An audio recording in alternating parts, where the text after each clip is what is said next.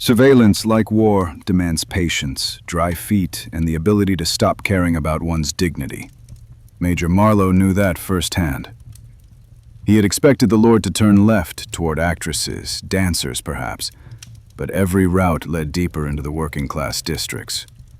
And by the evening of the second day after Lady Hardley's visit, Marlowe already knew. The Lord wasn't leaving the house for an affair. Not one of his paths led to hotels, theaters, or secret apartments. On the third day, Marlowe followed him into Southwark, a poor quarter south of the Thames.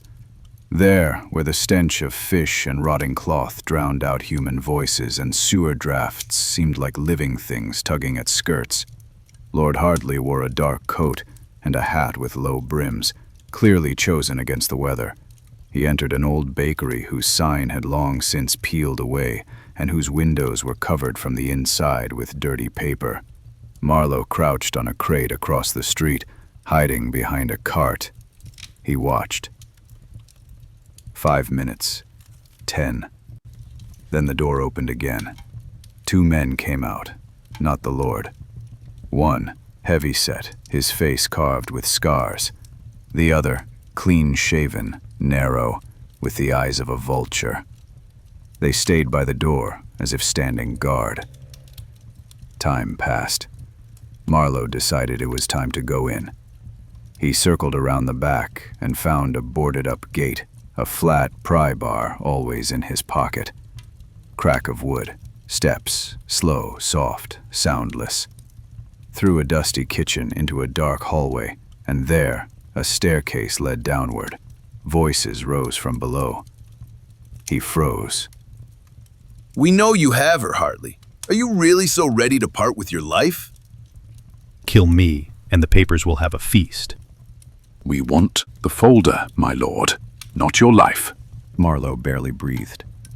This was no lover's quarrel. This was something far more serious. He knew he had to leave. Think it through. He stepped back and onto a dry board. It cracked. Silence below. Someone's here, damn it! He didn't wait. He turned and vanished into the darkness like a ghost, knowing 1 second slower, and the outcome might have been very different.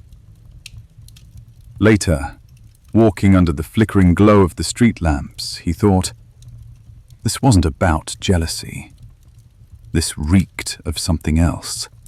Fear, power, a secret too dangerous for tabloid ink.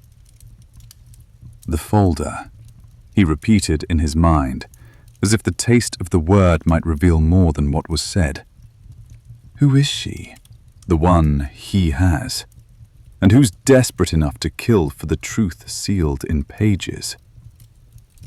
He could feel the case pulling him inward, not as an investigator, but as a participant. And that was a troubling sign. Marlowe knew that taste. He knew that when people start whispering about truth, the real kind, not the version served at dinner, someone always disappears. And then disappears the one who went looking.